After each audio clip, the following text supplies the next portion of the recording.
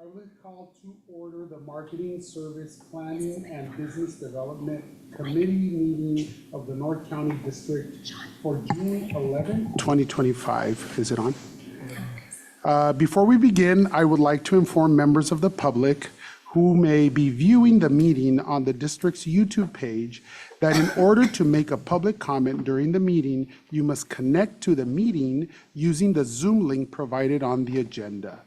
You must also register with the clerk by sending an email to clerk@nctd.org, clerk@nctd.org, with a name and a phone number and which item you would like to speak on. I will ask Taylor Siwi, Deputy Clerk, to call the roll.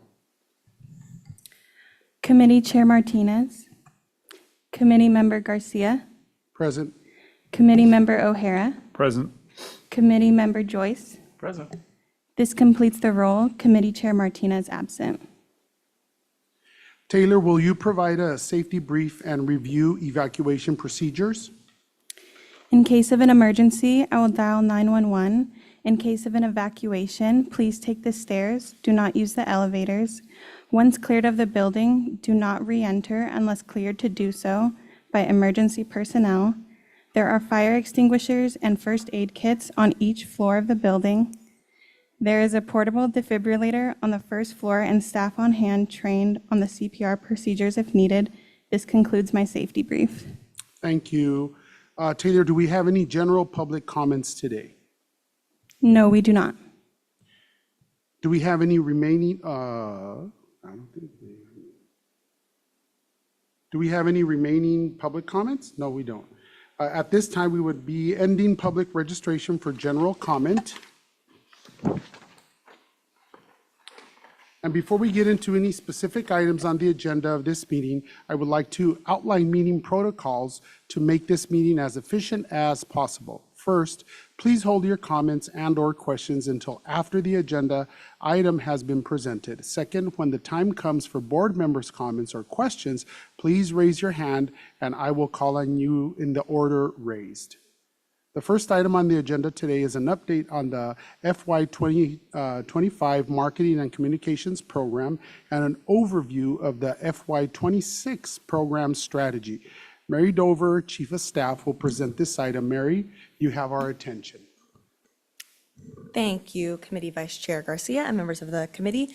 So we wanted to give you an overview. FY 25 is not complete yet. Well, we wanted to give you an overview of what the marketing team's program has endeavored to do and accomplished for FY 25, and then kind of give you a preview of what the program for FY 26 will look like.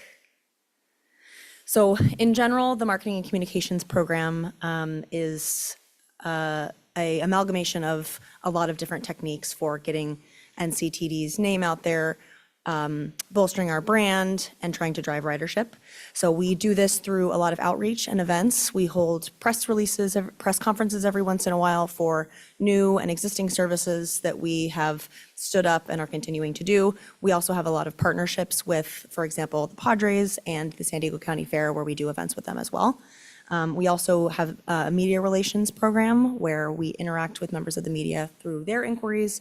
Also, we push out press releases to make sure that the media is aware of things that are happening at NCTD. We also have a social media program. We are present on most major social media platforms, and we've actually revamped our presence on social media.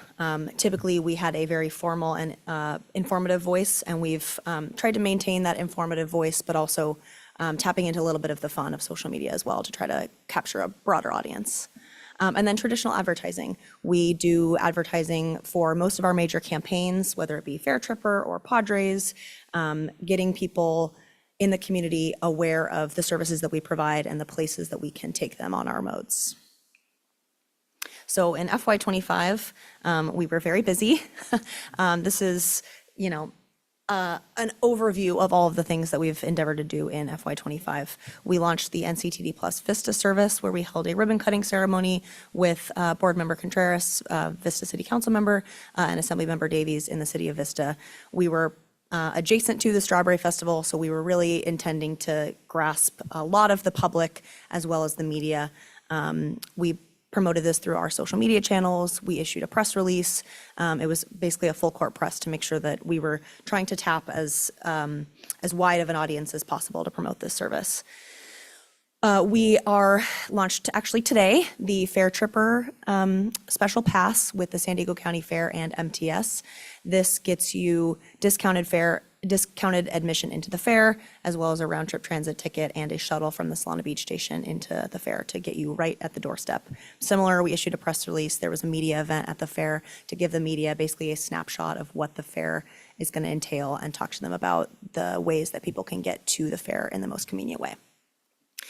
We were at the Oceanside Pride Festival last week, where we launched a Pride Pronto card.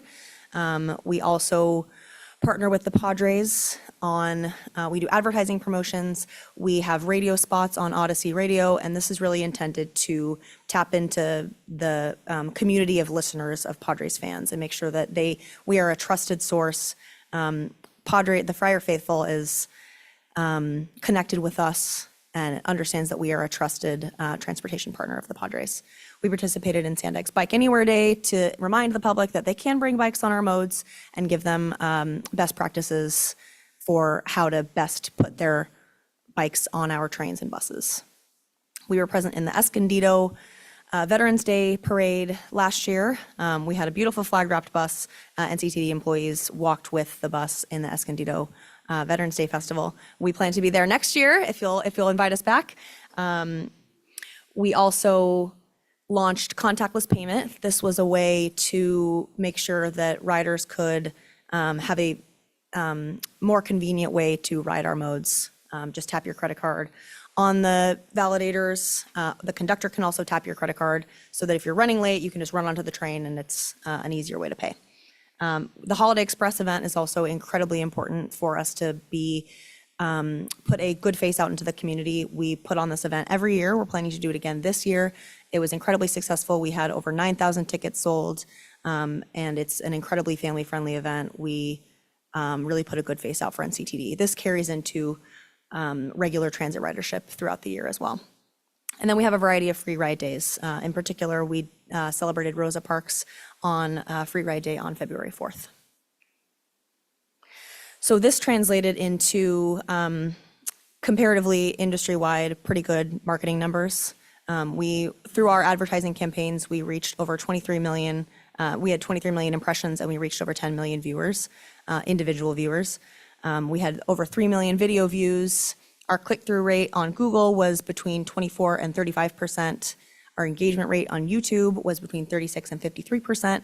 Our completion rate on streaming platforms was 96% to 98%. And then this is actually a really important metric too, that the cost to making sure that we are putting our dollars to good places and for good use. We had a 3-cent to 54-cent cost per completed view or cost per completed click. So we are putting the tax dollars in the best place and the fair revenue to make sure that we're effectively managing our marketing platform. On social media as well, I had mentioned that we're leaning into more of social media trends, and we're trying to engage a wider audience and really build our following so that we can, you'll recognize our Director of Service Planning, Katie Persons, in one of those. It didn't make it into this slide because we just did it, but if you follow us on Instagram, we did a conductor fit check where we had a couple conductors. Right? I'll spare Katie, but you can watch it on our Instagram. So we want to make sure that we get that trending audio on these videos as well, and we want to make sure that we are leaning into the trends so that we can show up on people's For You pages and the algorithm can be maximized to make sure that our page is getting across to a wider audience.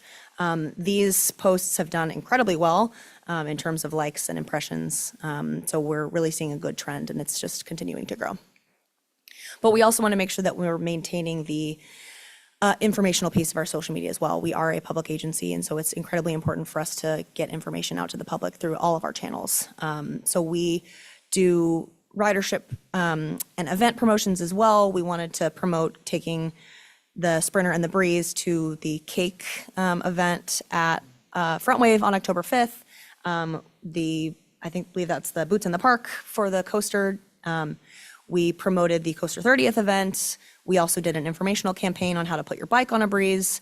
And then down there in the right corner is a teaser for the Holiday Express event as well. So we're managing both voices on social media to make sure that we're conveying information effectively and also trying to reach a broader audience. And the response has been good. We've seen social media growth. We've seen a 20% increase in our Instagram followers and a 53% increase in Instagram impressions. We're also utilizing LinkedIn more. It's not just for hiring purposes. We want to get information out there to the industry to make sure that they are connected with us as an agency. So we've seen a 152% increase in LinkedIn engagement and a 222% increase in link clicks in LinkedIn. So this is, if we post our press release and there's a link to that in the LinkedIn post, this reflects how often people click those links. And the whole reason why we're doing this is to drive ridership increase and make sure that we are effectively marketing our services so that people will feel more comfortable riding them and understanding what we do and and the services that we provide. So this is obviously not directly attributed to the marketing, but I can say that. So from FY23 to FY24, we saw an 8% increase in ridership as a whole. For the San Diego County Fair, just to compare two metrics there, the fair season in FY23 compared to FY24, we saw a 6.1% increase in ridership. And then during Padres season, 2023 compared to 2024, we saw a 7.7% increase in weekday average ridership as well. Part of our marketing program in partnership with the customer experience department is going out to schools, meeting people where they are to promote the Youth Opportunity Pass, make sure that we are verifying those accounts as well. And through those efforts, we've seen 2,000 plus new Youth Opportunity Passes issued and or verified. Also through our Fair Tripper promotion, we've seen a 183% increase in Fair Tripper passes sold since we started the combined pass in 2022. So looking ahead into FY26, we're going to continue all of the things that we're doing. We're also going to tailor our particularly advertising efforts. We see sustained growth in Padres ridership, and so we might utilize our resources differently in FY26 because we've built that ridership base. Those people understand that they can take the coaster to Padres games. So based off of data that we'll receive at the close of this Padres season, we might be able to shift some of our advertising dollars over to different campaigns, in particular promoting the Sprinter more, promoting taking the Sprinter to Front Wave in a more meaningful way with advertising dollars behind it. We're obviously going to continue promoting Comic-Con, take the coaster to Comic-Con, take the coaster to the Del Mar races with our Pony Express Pass, which is similar to the Fair Tripper. We're going to continue to do Holiday Express. We're going to continue to do the things that we know work really well. We're going to increase our engagement with the community. We were at the Carlsbad Village Fair. Wherever we can get into any of your cities, any of your farmers markets, we plan to be there, continuing what works and expanding on where we see opportunities. And with that, I'll take any questions.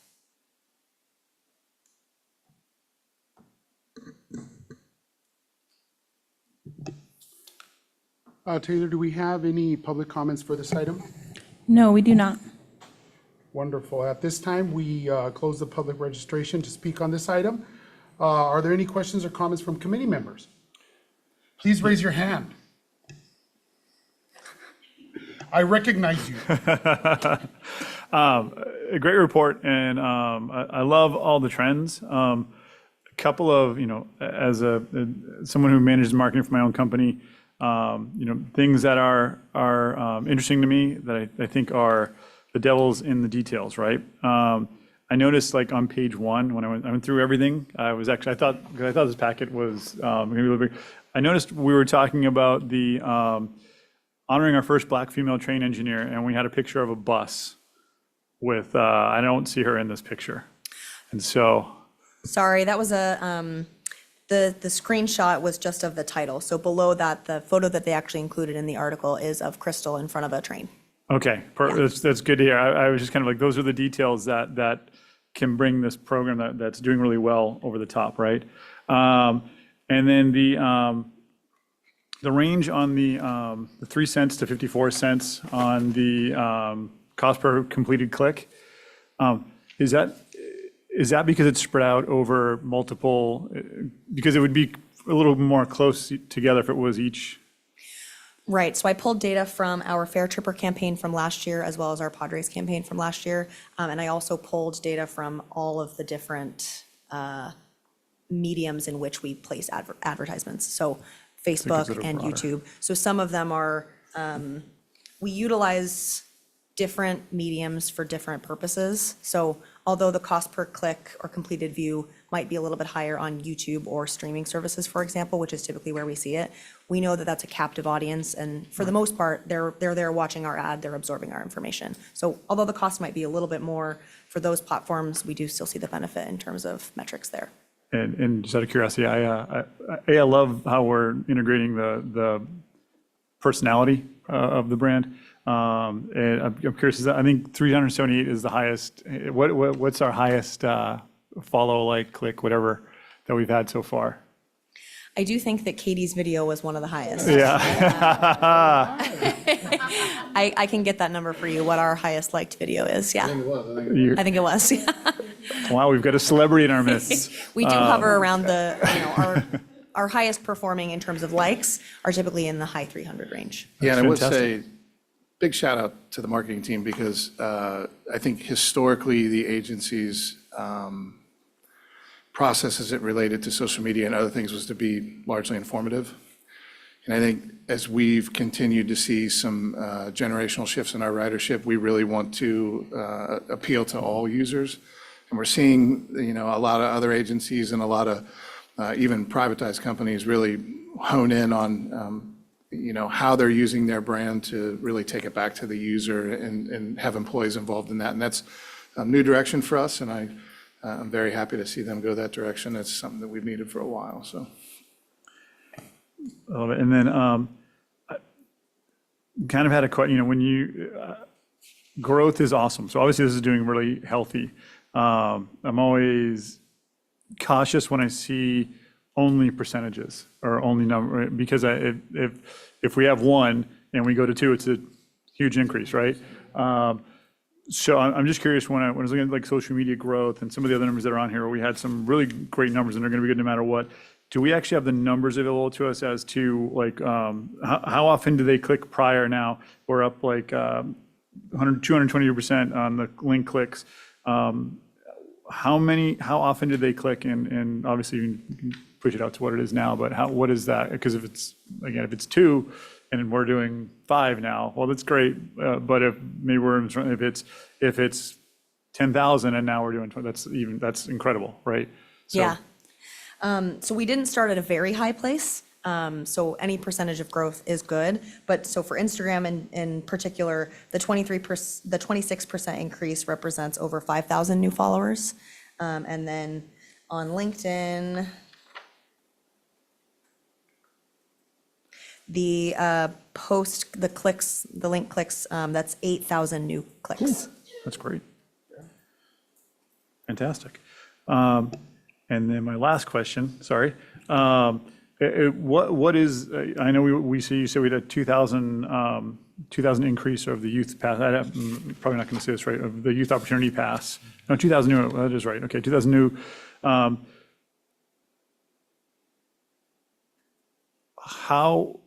How are we distributing those, and how often are those 2,000 used?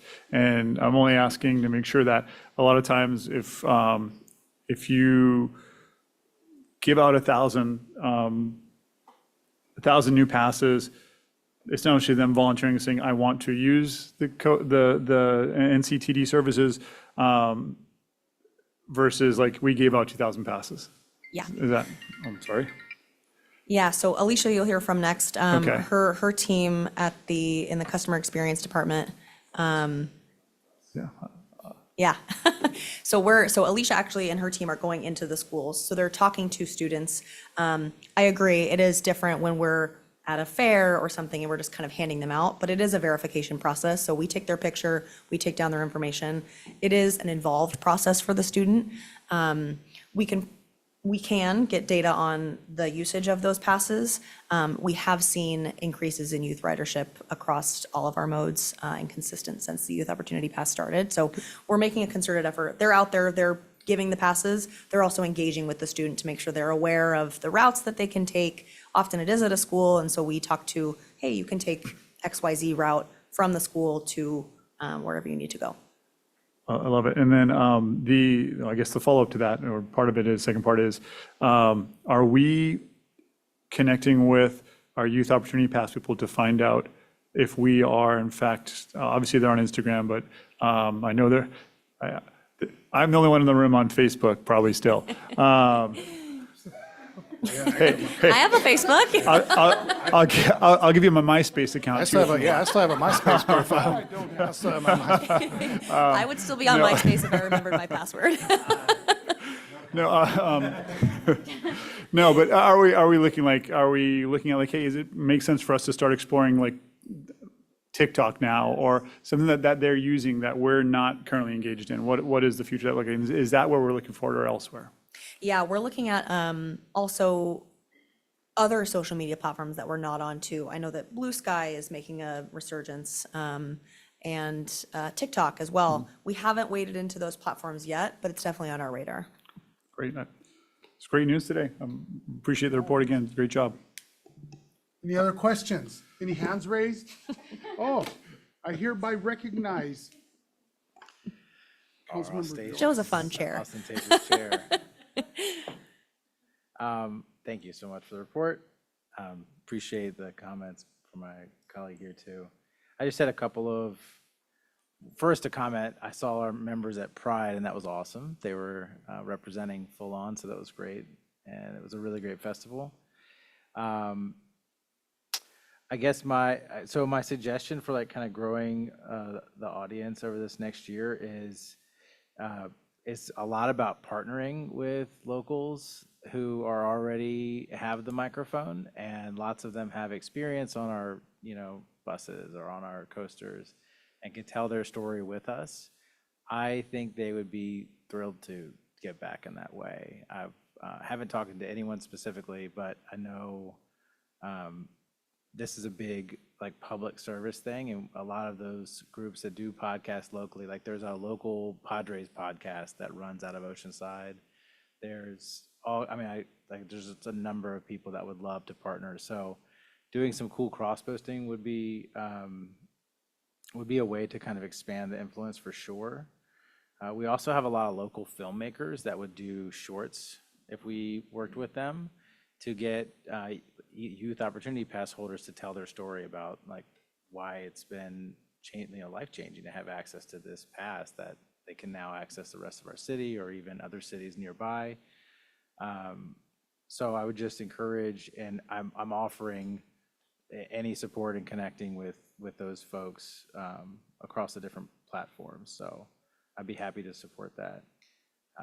One event that I think is really special to Oceanside and North County is we have a really big Dia de los Muertos festival in Oceanside.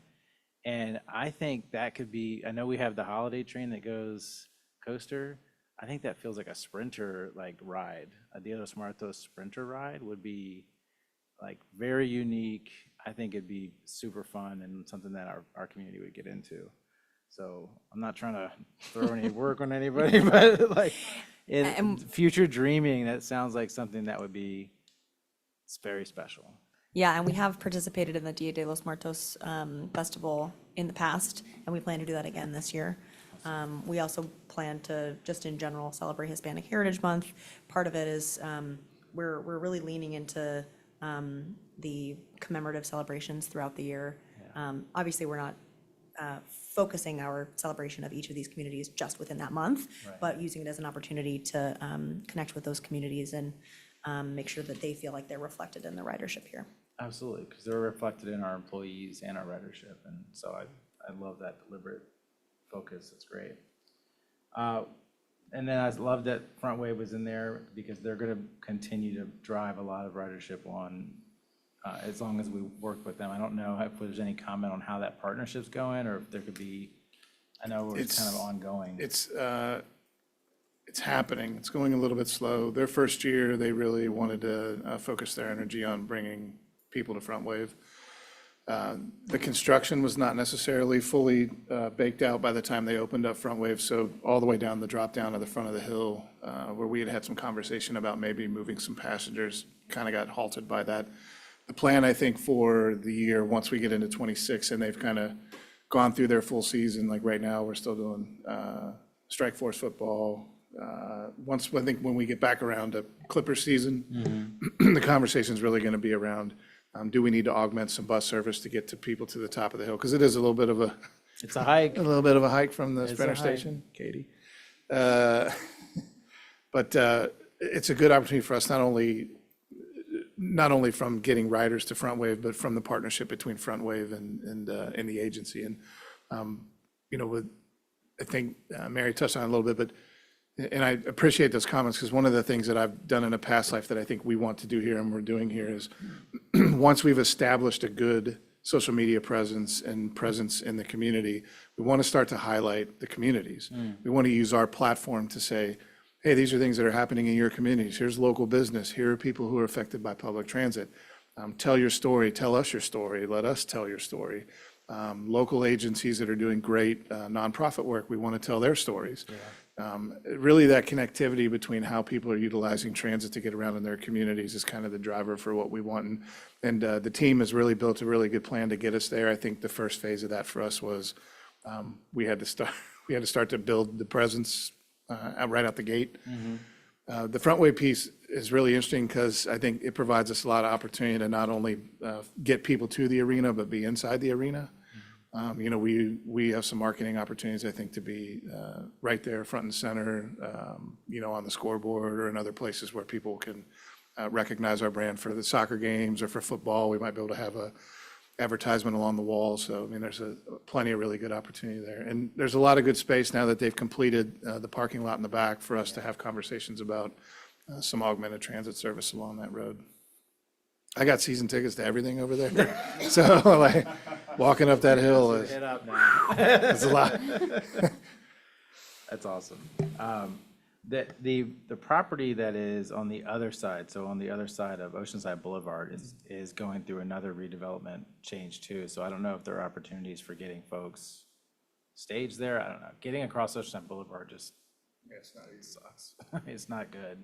So even though there's even the hill, but like getting across a 6-lane freeway is not, it's intimidating for everybody. So Yeah, getting from that station just to get across the street is a chore,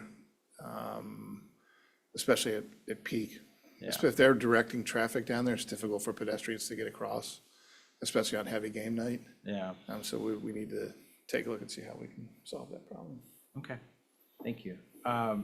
Another partnership possible is we have the Go Side Transit that covers a large portion of our coastal area, and we're trying to get it expanded to even more areas.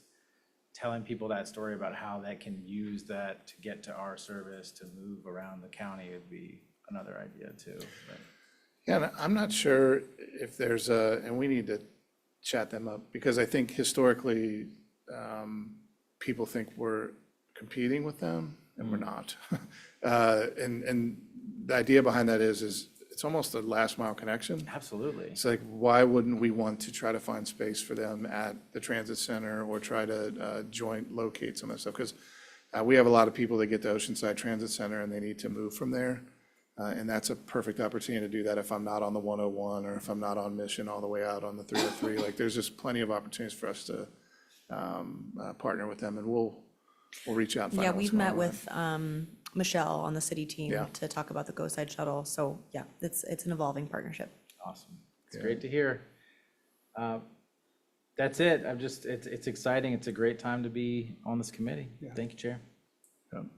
I'll follow up to Board Member Joyce's comment. I think you can do an amazing podcast, like an amazing podcast, NCDD branded, and just interview staff, interview riders, interview people that do and don't use it, and various things. And just that doesn't have to be agenda oriented. Get on the bus, get on the train. It could be actually be just these are the people in your neighborhood, and I think it would Did Sean Being tell you to say incredible. that? So we didn't want to spill the beans, but that's in the works. We're doing some floor reconstruction here in the building, and part of that floor reconstruction is to have a podcast room. So it'll be partially in the building, but also a roadshow.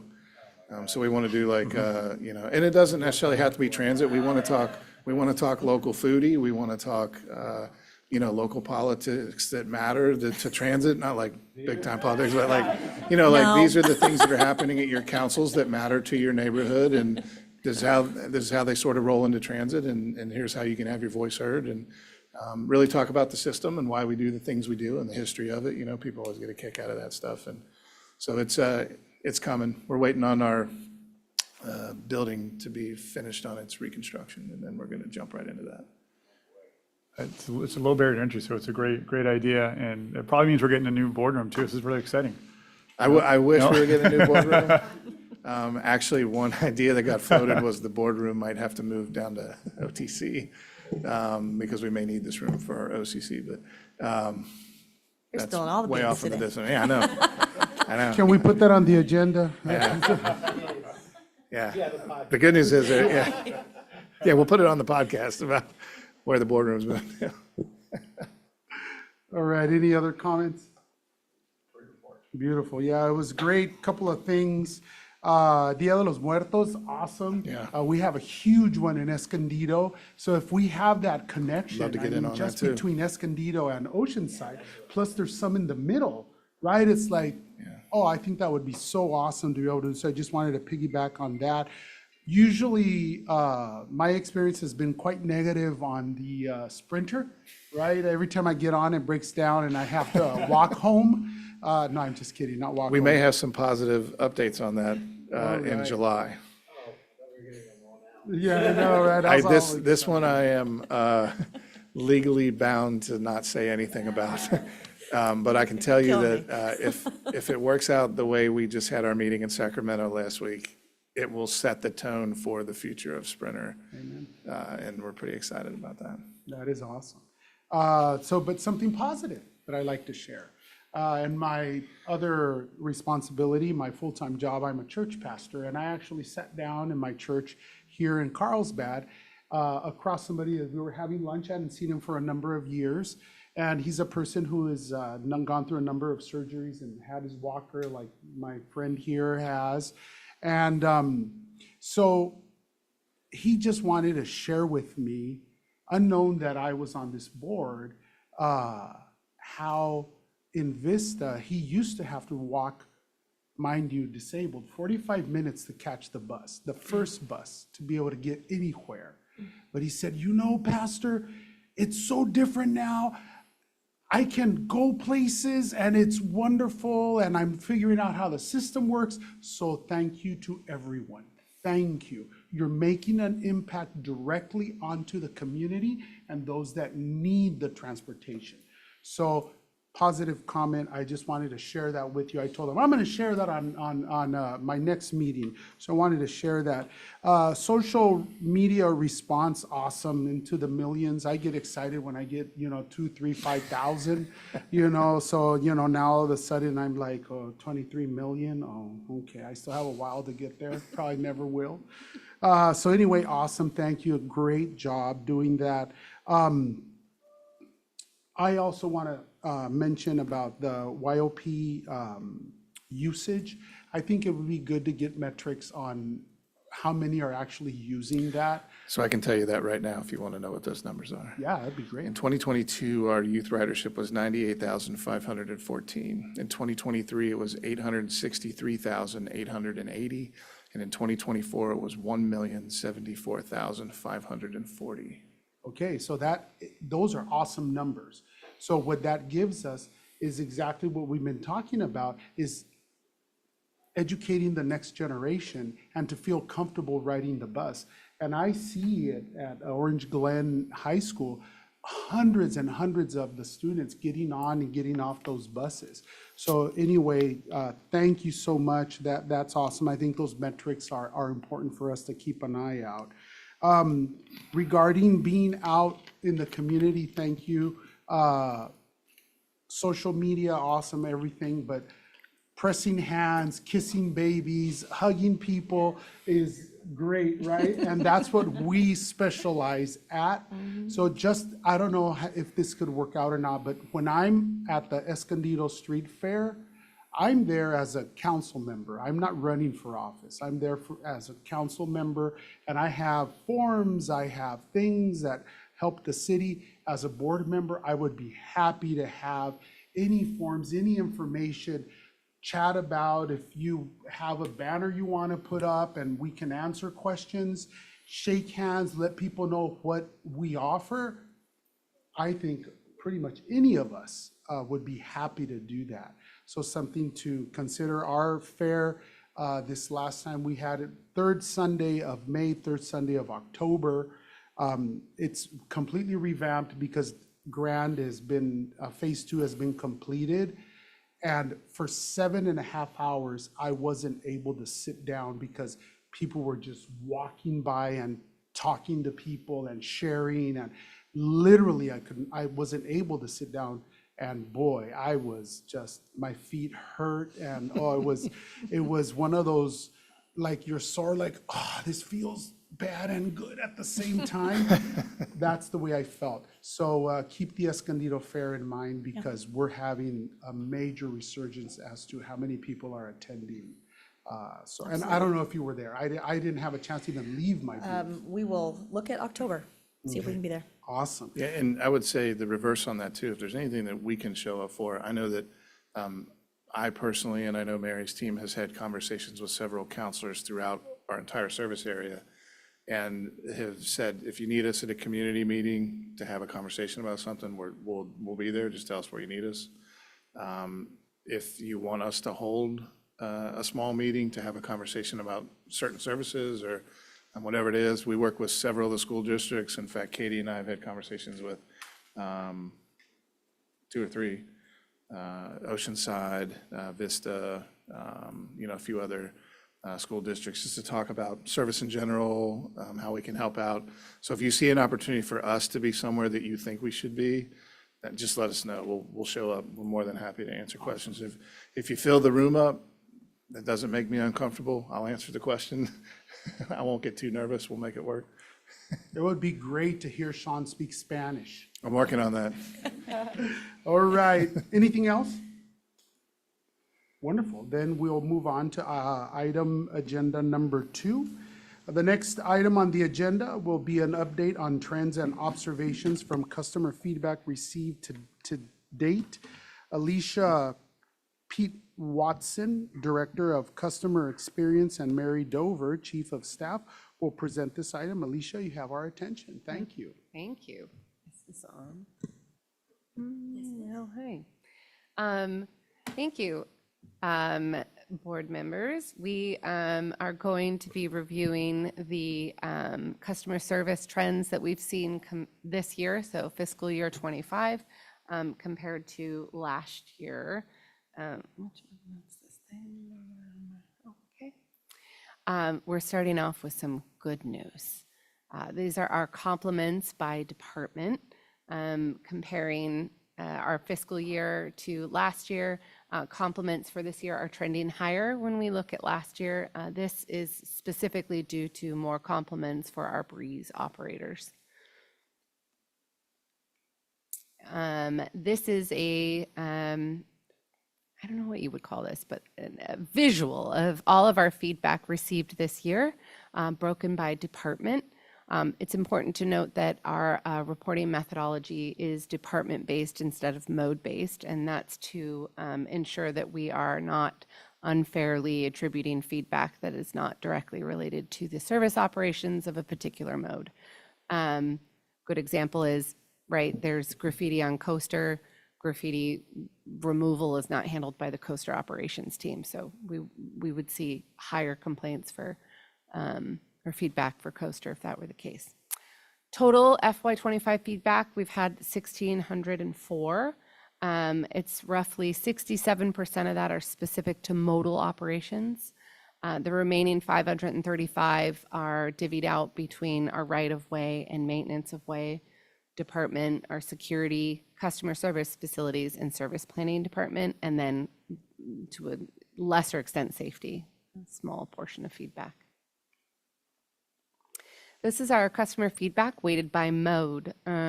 So we weight this modal by ridership, and we have a rolling look back to Q3 through Q3 of this year, so Q3 of last year through this year. So you can see where we are trending. On this screen, I believe everything is trending down except for our coaster and lift, which are slightly above. All right, so customer feedback comes in a variety of topics. From that, we bucket the core of the complaint into what we call core categories. These are the definitions. There are 10 of them. And within those 10 core categories, we have several subcodes, which essentially refine the core category more. So in facilities, you could have anywhere from graffiti removal to station cleanliness to electrical issues to plumbing issues and so on.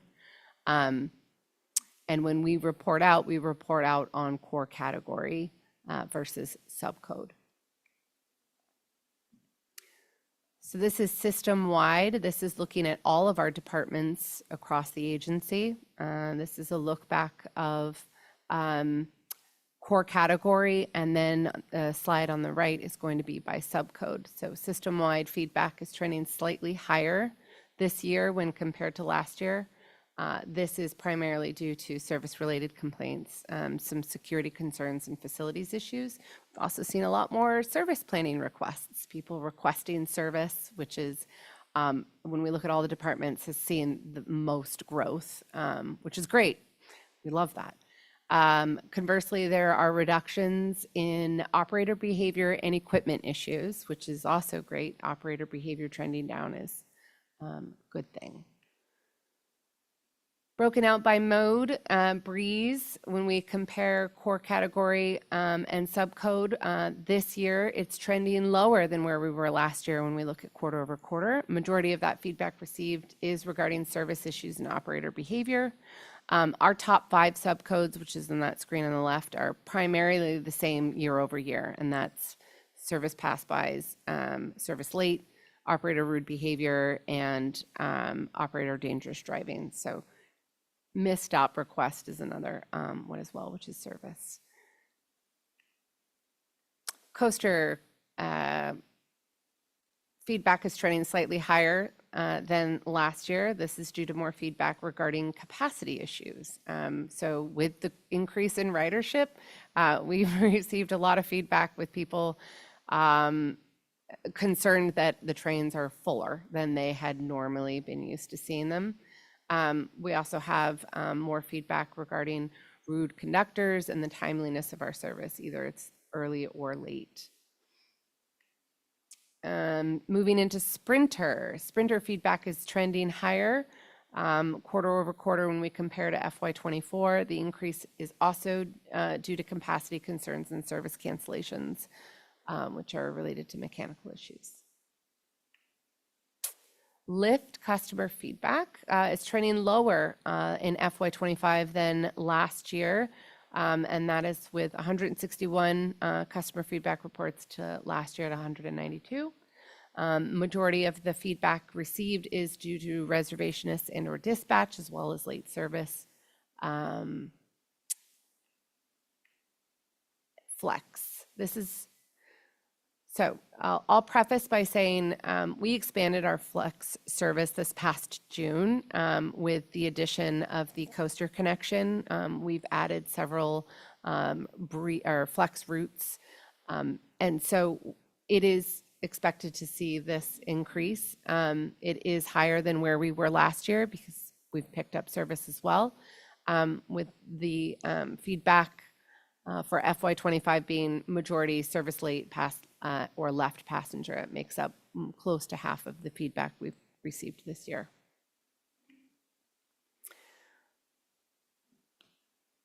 And Mary will take it over. So thank you, Alicia, for the overview. So what a key piece of the customer experience department is taking in all that feedback and then working with the modes, service planning, all the other departments to figure out how we can mitigate and improve on some of the feedback that we've received. So a couple areas where the customer experience team works with the modal operations on doing that. They conduct monthly meetings with our bus operations and our rail operations to go over the feedback that we've received and work through ways that we could improve that. Whether if it's operator behavior, it's coaching a particular operator. They're also out at the various divisions conducting trainings as well to make sure that everybody in the operation is familiarized with our customer experience standards.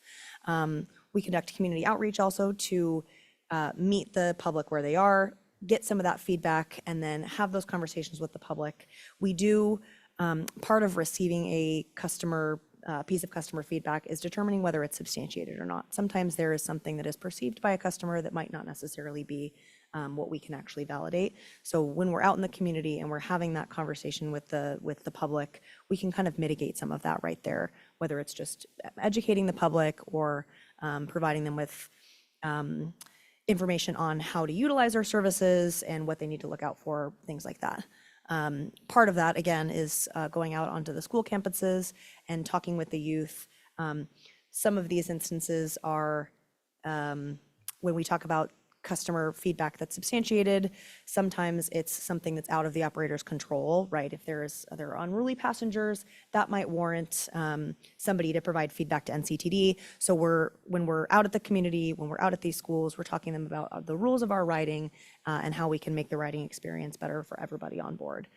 So that's a continued focus for the customer experience department. You see that in some of the decreases in feedback in general and some of the increases in compliments, particularly for breeze operators. It's really Alicia's team and the modal operations going through training with the operators and working on ways to mitigate the increase in feedback in the future.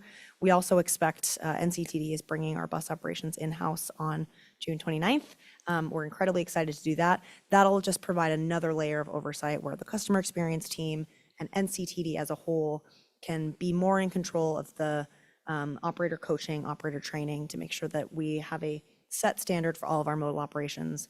They're all in-house. We have a little bit greater control over the customer experience. And with that, we'll take questions.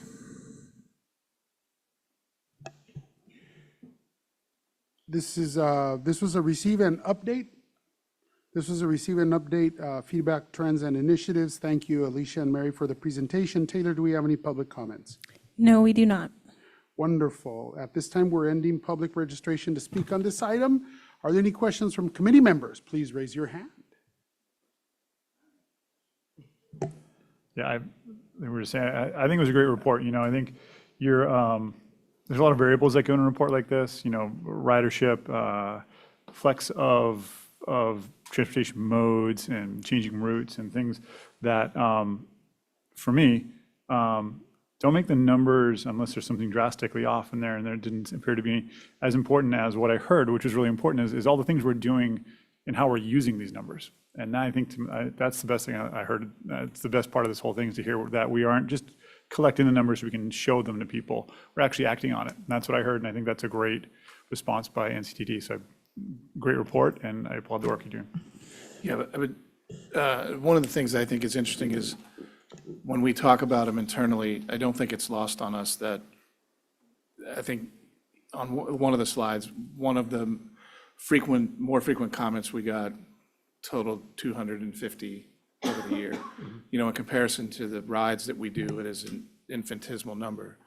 But for us, it's not about the percentage of customers that contact us. In fact, in some cases, we want more outreach. We would prefer they contact us more and provide us that feedback, because that's really what helps us drive some of the things that are happening in the system, especially in terms of cleanliness or safety at the stations. Like, even if they seem kind of anomalous, we want people to call us and give us that feedback, because we can mobilize people to go out and sort of bench test it in real time. And I think you see that from some of our customer service outreach teams, that that feedback is super important to us. And in some cases, it's 10 comments a year, 10 comments a quarter. sure, we want to see a decrease in the issue, but we want to see an increase in the feedback, because the feedback really helps us sort of drive how we're able to better the service. So definitely appreciate the comments. I think also we've moved away from this, we didn't touch on this, but this idea of complaints, and changed that name to customer feedback, because to Sean's point, we need to know what's happening out there, and our writers are wonderful advocates for our system, and we want their feedback. They're the ones that are out there every day writing it and using it. And so I don't want us to get caught up in, these increases, because like to service planning, those are fantastic. It was a lot of people advocating for, I'd love if we could expand service here or there, or have we explored adding a new bus route in South Vista? That's great. Like we want to see those increases. And in customer experience, we encourage that. And every time we deliver our response back, we thank them for offering the feedback, because we don't ever want someone to feel scared or unsure about saying, hey, I saw something and I'm reporting it now. We want to encourage that behavior. That's good. Wonderful. And I had my stepdaughter, I put her on the Sprinter for the first time in my life. And I was more nervous than she was. And, I parked there and, well, let's wait in the car for the Sprinter to arrive. And, people start arriving. And this is Escondido Transit, right, which has had its issues over the years. And, but I must say that she got on. It was great to see a security team come around. I don't know if they got on or not, but it just felt nice. And and I haven't mentioned this, but prior to today, but the sense, the feeling at the transit center in Escondido has improved. It looks a lot nicer. It feels nicer. It feels cleaner. It feels safer. And I'm beginning to get that now from the community, from the riders. So thank you for what you're doing and that customer feedback. I love that change versus complaints. So anyway, just wanted to share that. I have a customer feedback that I'll give a little later because it's not on the agenda. But anyway, it's great. Thank you so much for all the work that you're doing. I distinctly remember, I always tell Mary this story, and Lori always remembers it too because she was there. But I remember during the interview process when I said, yeah, I visited the Escondido Transit Center, and you said, did you visit it at night? And I said, no. And I literally went back that day and went down there at night and wrote down 10 observations that I thought we needed to change over there. And the team has absolutely done some phenomenal work. And a lot of it's just presence. I mean, and thanks to the board. I mean, when we did our budget last year, we increased the security budget almost $750,000 so that we had 24-hour, presence at 3 of our major transit centers and a roaming team that hits Vista and a few other places. And that was by design to really kind of, I don't want to say retake the platform, but let people know that we're there. And I think that's helped out a lot. So I always appreciate that feedback. Yeah, sorry, just to add again. Right, I think it's also just our presence in general in the community. Alicia and her team are out there. Lida and the marketing team are out in the community. The security team, we're activating our transit centers more. We're connecting with the community more. And it's really great work, I think, across the district. I'll tout the customer experience and the marketing team because they're in my house, but just district in general, I think we're out in the community more. We are putting a face, it's humanizing the agency, it's humanizing our services, and I think that trends to a better customer experience as well. Yeah, our facilities team has done phenomenal work too. I think through the customer feedback module, we've been able to mobilize our facilities team a little differently in terms of things that are happening in real time versus more, we're probably way less than a 24-hour turnaround. We used to get some feedback or it would come through and it would take us 24 hours to kind of react to that. Now it's almost happening in real time because we're able to take that customer feedback differently in the system now and get it right out to our facilities teams, and they're mobilizing right away to get out and sort of solve those problems. So that's a big deal for us. Like if it looks like a real transit center and it looks clean and it looks like we're supposed to be there, then people will treat it that way. And we've seen a lot of success from that, so. I would continue to encourage that our security team and staff to be ambassadors for us. As they smile and they interact with the community, with the riders feel a lot more comfortable. It's not a matter of, I'm here to intimidate everybody and make sure you behave, but I'm here to answer your questions too, to help you out. And I've seen that. And thank you so much, because all these changes happening are making an impact in our community. Any other questions? Wonderful. Well, this item doesn't require a vote. It was strictly informational. And our next regular board meeting is June 26, 2025 at 2 p.m. here at this location, 810 Mission Avenue here in Escondido. And not having any other thing to say? Oceanside, did I say Escondido? Oh, no. We can do a road show. Yeah, We'll take it on the right. road. Happy to do it in Escondido. That happened to me at church. I was at Escondido at the church, my church there for 13 years. So I go to my new church in Oceanside, and for about 3 years, I kept on saying, "Here, welcome to Escondido." So I thought that wasn't going to happen today, but oh well. I apologize for that. The meeting will be here in Oceanside, June 26, 2025 at 2 p.m. Thank you. Our meeting is adjourned.